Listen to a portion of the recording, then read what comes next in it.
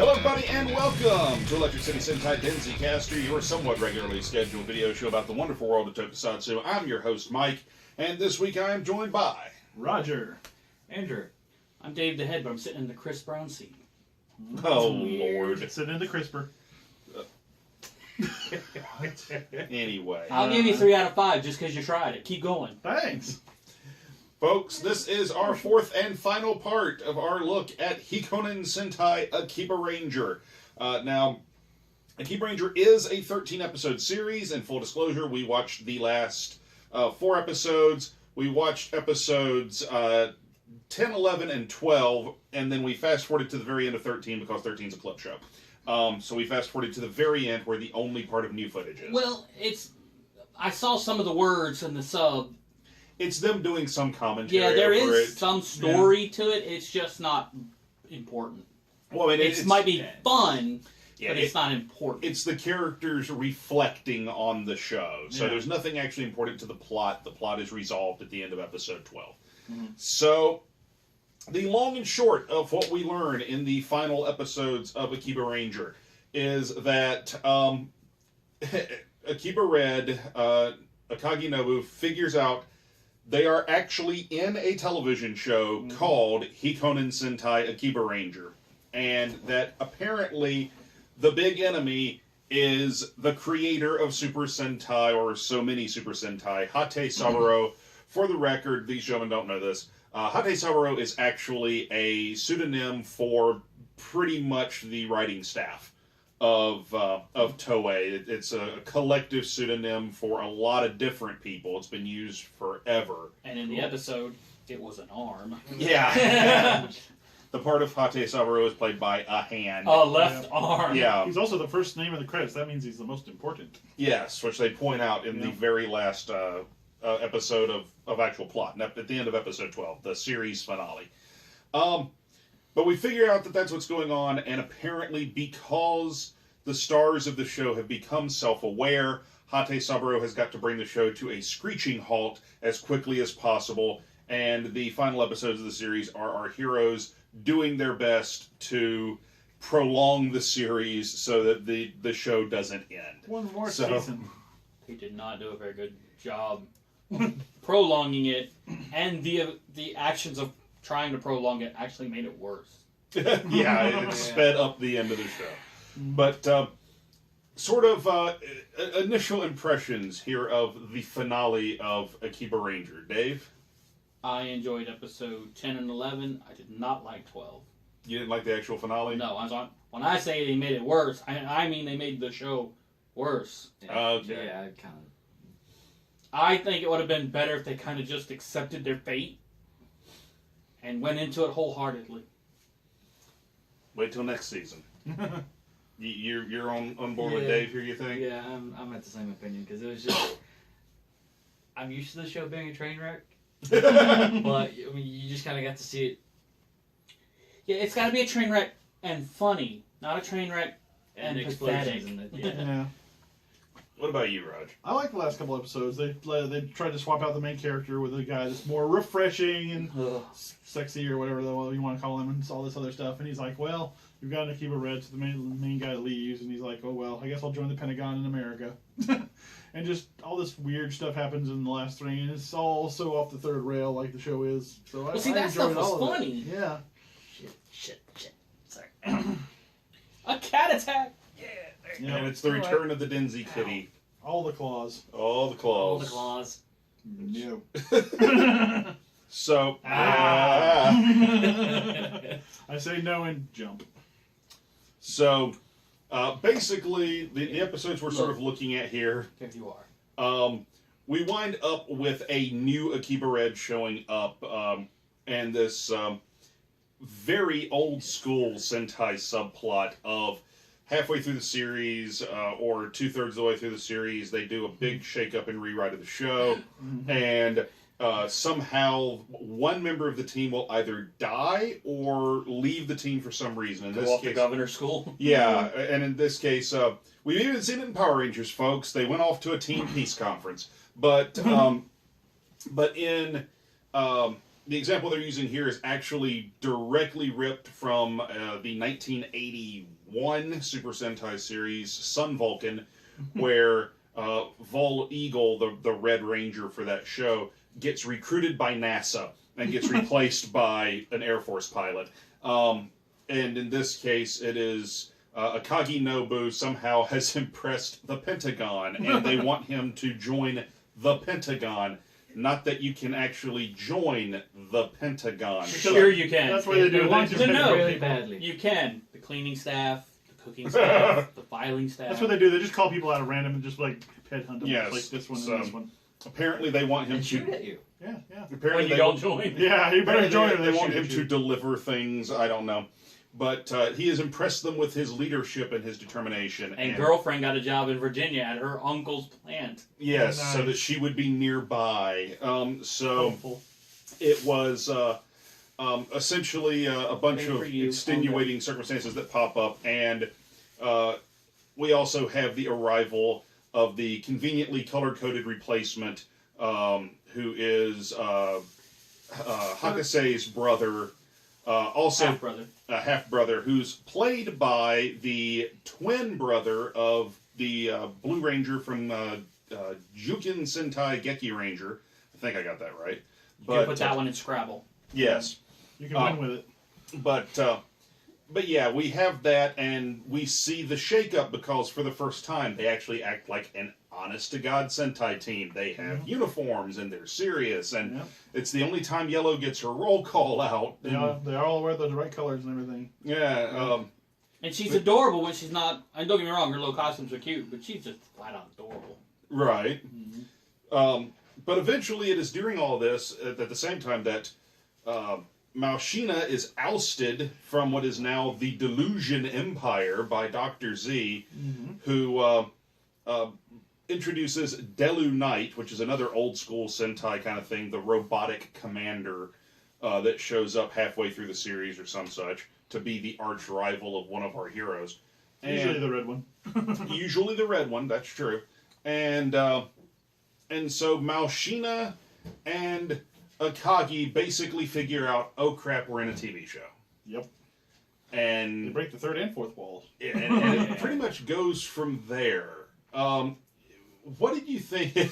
What did you think of when they first introduced this new red and we see the team? What were you thinking? I was thinking they were going to split the story for the last few episodes.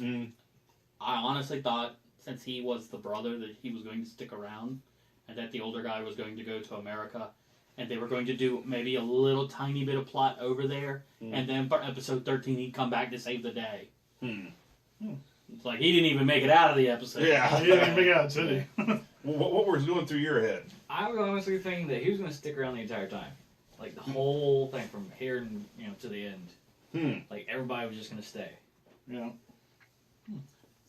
My take on him, I thought it was evil from the get go. I thought it was gonna like just turn on him and destroy the. I had that mean, moment. And then, he wasn't like wait till the dick. other guy got out of town and he's like too good to be true and he's like I'm perfect in every way and when that happens it's usually a bad thing. Not betrayal. Betrayal, haha! And then he'd just turn on the girls and then just beat him down and then the other red would come back and be like, oh, I Yeah. can save you but I like the way they did it too. I'll hit you with a delivery car. Went, Bam. The Bicycle. we wind up in the next episode with just a hardcore. We have to somehow figure out what the hell is going on. We have to stop this as we're winding up the series. well, I'm glad that the stupid little scorpion thing was. It just went away. Yeah. It just disappeared. Yeah, the whole idea of it was The shakeup is it was over. part of the shakeup. It was part of the plot twist. And they just ended. crap. Poof. It's like, hey, look, it's gone, and then we see them flicking the lights off and on of the candle set that shows up. To me, one of the funniest parts of the series is actually the beginning of the last episode, where they're trying their damnedest to keep the series going. By Yeah. creating new plot story hooks. Yeah. Yeah. Everything. Now she likes girls. Well, I have a karate tournament in 3 months. Oh, too bad. We'll have to be here for 3 more months. There's so many possible relationships. Yeah, I know. Yep. And then suddenly it's Akiba Yellow rushes over to Kozu, and The poor girl assistant that we have there. yes, who is Dave's favorite character in the show, and rushes over to her and is like, "I really like you," and so like there's like, "Oh, awesome romantic subplot." They can't wrap that up quick, and well, in 3 months I have a karate tournament and I have to beat my rival, says Akiba Blue. Okay, well we can't wrap that up quick either, and Well, as soon as the other girl was like, "I've always liked you too," boom, I knew Karate Girl was going to show up with a broken limb. Oh yeah. yeah. So And she didn't show up with it. She did. no, she did. She had the cast on. She didn't have the cane Yeah. with her. Yeah, She she comes didn't out there have and the she's cane, all And then like, she gets the yeah. crutch. And then she's like, by the way, I Crutch. broke my leg. Yeah, not Yeah. cane. But then suddenly, mid-episode rewrite, apparently Kozu likes girls, and the rival shows up with a broken leg, and the tournament organizers in 3 months have just gone ahead and conceded that Akiba Blue is the winner. So, Because that happens a lot. yeah. So, And then the bad robot gets powered up to power over 100. yep. Yep. He gets powered up to 9,000, and Malshina then tries to... Betrays the boss. Malshina goes against the boss, yeah. Malshina tries to stop it, winds up getting shot. The boss gets shot, Dr. Zed, and Deku Blue is the Blue Knight. Deku Knight is the... Delu Knight. Delu Knight, yeah, is the head of the organization for about an hour. yeah, for a hot second. Yeah. And we wind up with the big final battle where literally every flag that we have seen over the course of the series that signals a monster's defeat, he triggers one after another, and the heroes know it. Oh, yeah. The boomerang robot was so stupid. I love the boomerang robot. Got shot with a blunt sword. Yeah. So at one, he gets shot. The villains, Dr. Zed and Malshina, show up after a fight of some sort. They shoot him, and Dr. Z got rewrote a lot of times. yeah, Yeah. Dr. Z got rewrote and goes, "No, wait. I'm going to destroy the city. Here come Boomerang Titan." And then he's like, "I only struck you with the blunt side of the sword." He shot Delu Knight. He did not hit him with the blunt side of shit. He shot him with the blunt side of the bullet. Yes. But it really still hurts. He straight out of the gun threw it sideways. Yeah. Next one's coming faster. That's right. So, yeah. And then we wind up with Boomerang Titan, who gets beat by a soda can. Oh, yeah. And chops So- chops off its own head. I would recommend that And gets episode for stabbed. nothing else other than that. Yeah. It throws a boomerang down 7 the out of 3 stars. Would recommend. Yeah. I mean, here's the thing about the... First things first, the final episode is just so damned ridiculous. I know. Then they get in a fight with the end credits. Yeah, they fight the end button, the giant end button. Yeah, Malshina shows up and says, "Please fight half-heartedly for the next 6 months." They're like, we can do that. We can do that. They transform. They are fighting the goons as the credits roll at the bottom, and then the end appears over the side of the balcony, and the faceless corporate drones, along with our Akibaranger, start That was fighting the best final joke credits. of that episode. Overtime! Yes. So, As an hourly man, I can appreciate that. Yeah, really. Ooh, So- boy. first, we'll hit this first. Your final impressions of just this batch of episodes. This batch of episodes, Yes, this batch of episodes. honestly, it started off fun and funny, and then went downhill. Yeah, it got a little weird. I mean, A little. really weird, but not in a good way. Okay. I thought it was lighthearted and funny, and then it kind of gets more real, and then just see them just trying to clasp onto like one more minute of like fame, kind of. I think it's kind of like I might be reading too much into it, but it feels like they're kind of parodying other stuff here. It's not just telling one single story, but I enjoyed it. To me, it's fun. That's the bottom line of the last few episodes, because having watched so much, I think the more Sentai you've watched, the more fun this show is, honestly, because I've watched so much Sentai that you have the big climactic final episode, and sometimes it is something as ridiculous sounding as a soda can that actually saves the day. Oh yeah. Hey, I mean, H.G. Wells saved the world with the common cold. Yeah. So I mean, there's lots of different tropes that are on display in the last batch of episodes, which I really appreciated as a fan. And for the record, Boomerang Titan, while it is a ridiculous monster, it actually looked good. It did look very good. The not necessarily the design, but the quality of it was actually pretty good for this style of show. I thought it looked better when it transformed and had legs. Sure. Yeah, when Than it did when it was... Yeah. When it had When it was the floaty floaty robot. yeah. floaty battleship on the bottom. But your impressions of the series as a whole. Having missed 33% of what Sure. we actually viewed, Mm-hmm. I like it. I thought it was funny. I thought it dipped into a good aspect of storytelling enough to be legitimate. Mm-hmm. But it never took itself serious. I felt it was a tongue-in-cheek superhero show, and I liked that. There was just enough character development. There was just enough drama. There was just enough... the romance was stupid. With Sayaka. It didn't really go anywhere. Is that the red guy? Sayaka is the red guy's love interest. Yeah. Yeah, that was really dumb. I think it was... I don't know if it was poorly done or if I'm just going to chalk it up to culture. No, I think it was just forced, Okay. Yeah. to be honest. I thought, honestly, Red and Yellow had much more chemistry than... Probably, yeah.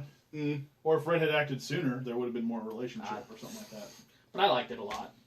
I was honestly waiting on, was it Machina? Darren Dry humping. No. I mean, the Nazi hooker... For the record, Malshina was played by a former AV idol, which is the Japanese way of saying a porn actress. So That explains a lot. Well, the AV idols can go anywhere from softcore pictures to hardcore. I mean, everything. Yeah. So there's a lot of... adult video idol. Yeah, she could have done a lot. Yeah. Different stuff. Yeah. But yeah, I mean...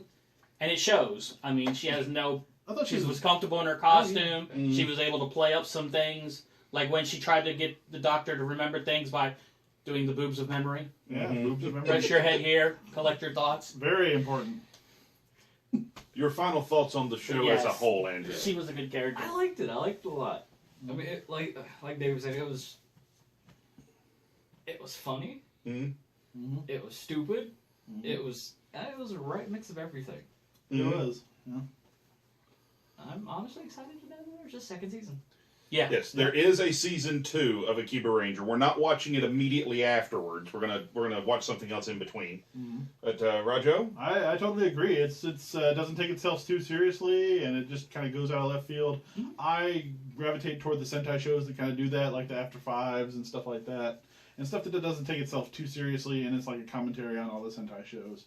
So like the closer you are to Akiba Red in real life, and you've seen all these Sentai shows, that you'll like pick this stuff out as you watch the show.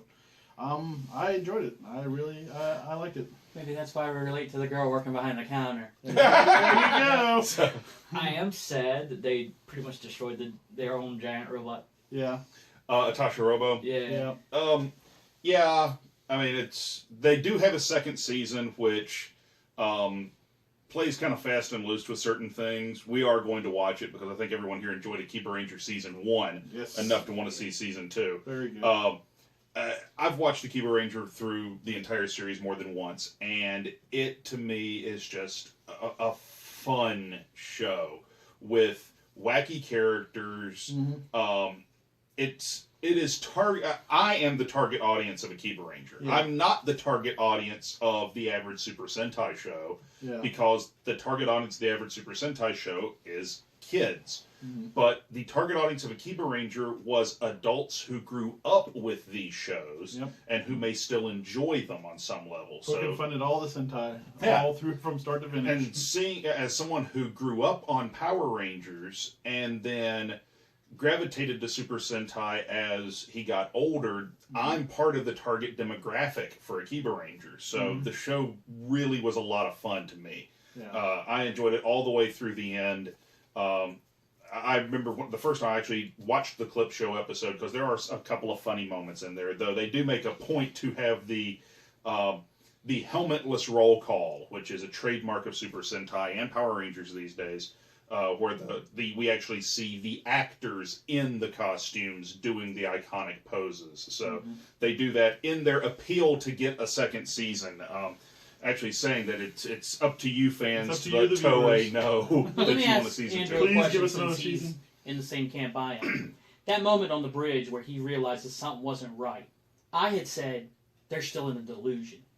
If that had been the plot, if they had realized that they were in a delusion, that where they thought they'd come into the real world, and they had to break out of that, and if that was the storyline, and they never did the whole "we're in a show" thing, do you think you would have enjoyed it more? Oh, heck yeah. See, I think I would have too.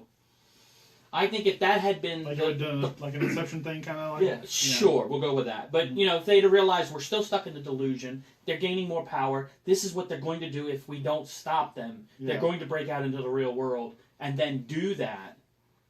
I think I would have enjoyed that better than the whole we're a show. And I think from the grand scheme of being a better story overall, I agree with you. Mm-hmm. I think for the purposes of what this show set out to be, I don't think that would have fit this show. Probably not. Because the show set out to be a love letter to Sentai fans and... Not to take it too seriously. But the Looney Tune cartoon where Bugs or Daffy knows that they're being animated, it's funny as a one-shot. Yeah. It's not funny as a series. Mm-hmm.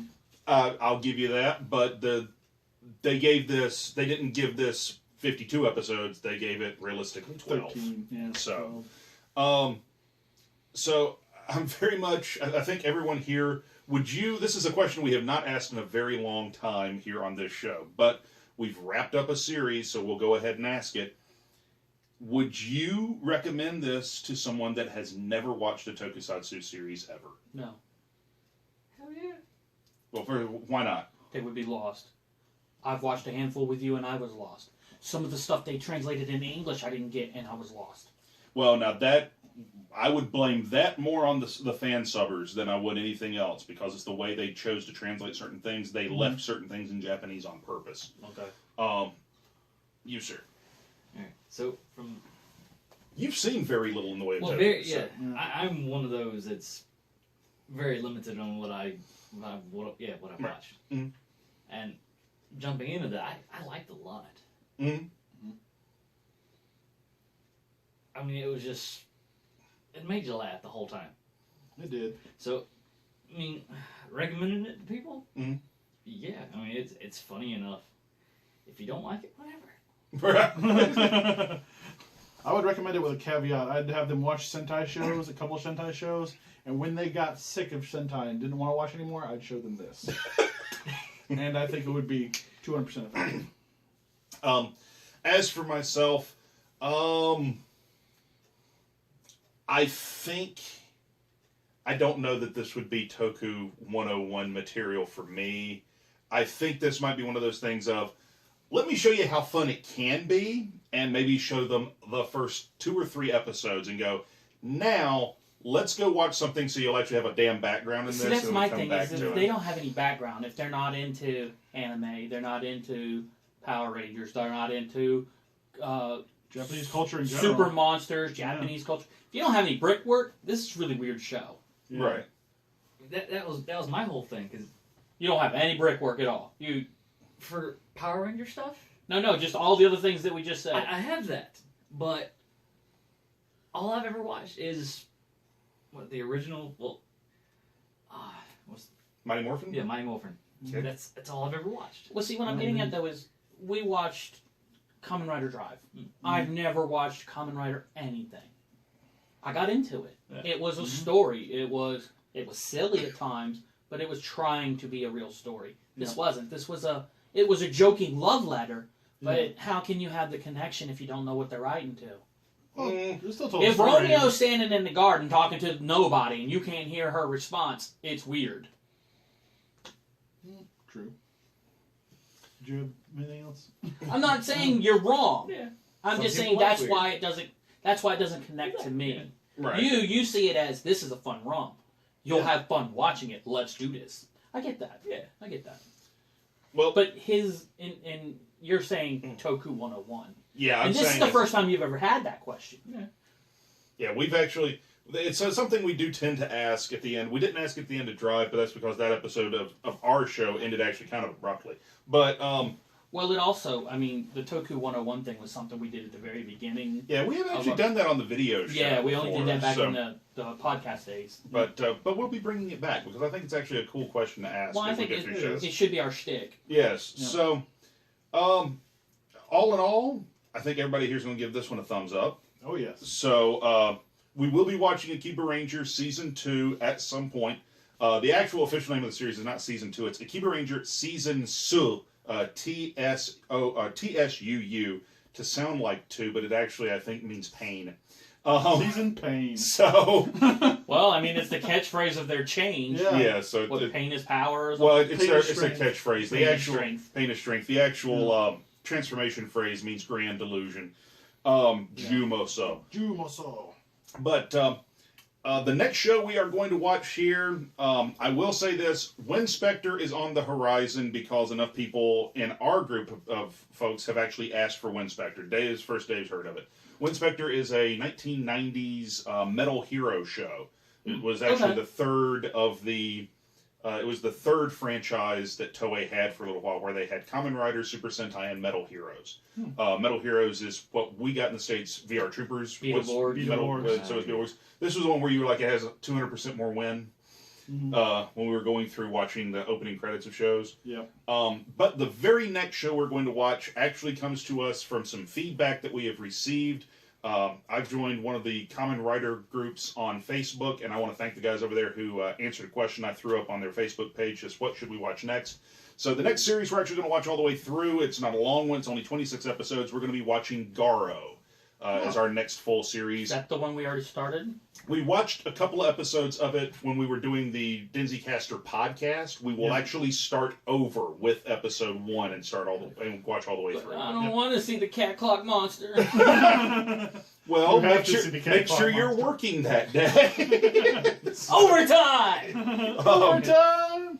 But folks, that's going to be the next series that we watch. So check it out. It will either be next week or the week after, because interspersed amongst these episodes, by popular demand, Christmas. I don't know how to explain. Well, that's during recording, not through. Yeah, that's true. Yeah, it's, for the record, That's out there in YouTube land, it's 2017 right now. Oh, wow. So, Happy New Year! I believe, well, actually, Valentine's Day should be coming up. I think it's February. Happy Valentine's Day? For where this will be airing. But by popular demand, folks... Happy United States calendar holiday. Yeah, really. Happy Hallmark holiday, folks. Happy generic holiday. You folks out there, in something that frankly blows my mind and I do not completely understand, as of the time we are recording this, the most watched episode of Denzicaster, or of anything on the ECS network, by a country mile, it's not even close. And when I say that, I mean, it's like a factor of 10. More than. It's more like a factor of 40. Wow. The most watched video on our channel as of this morning, with 853 views as of the morning that we're recording this, it's probably more now, was our review of episode 1 of Johnny Sacco and his flying robot. Wow. So that series is 26 episodes long. We're going to watch the whole thing. By the time you are watching this... You've killed us! By the time you're watching this, we might have actually put up our next installment. We've watched episodes 2, 3, and 4. That episode has, I think, at the time you're watching this, popped up 2 weeks ago. So, we may be watching some more of Johnny Sacco next week. And hopefully you guys like that. That's going to be sort of our palate cleanser that we'll do once every so often. It's an interesting so one. Amazon's done? Like Kamen Rider Amazons? No. The old one that kills Coop. Oh no, that'll be our... That used to be the Penzo class. Palate cleanser? Palate cleanser. Well, no, we're going to come back to that one eventually. Johnny Sacco, just because the Sure. No, I get that. Through the roof. I don't know why. Gotta give the kids what they want. Yes, yeah, exactly. Giant Robo, the live action show. So we're going to be doing probably that next week, and then after that we will be starting Garo, the Keita Amamiya series that, frankly, started a franchise. Like it. If you liked this, I think you're gonna like that a lot. Yeah, Garo's for more mature audience. Garo was, from what I remember, it was okay. There was things about it I didn't like, but story-wise, it was okay. Yeah. So, folks, until next time, please check us out on Facebook. It's facebook.com/Denzicaster. We are on Instagram at ECS Network. We are on Twitter at ECS Podcasts, plural. And check us out on cafepress.com. It's cafepress.com/ECS Network. We got lots of cool t-shirts and all kinds of other neat stuff. And check out all the other shows here on the network. RQR Plays, Denzi Blitz on Tuesdays, Kane and Mike's Movie Night, and of course 8-Star Anime every other Friday. So check out all those great shows. Do it. Until next time, folks, I'm Mike. I'm Roger. I'm Andrew. And I'm standing in for Joe Gibbs, homeboy. Woo woo! And we'll see you next time.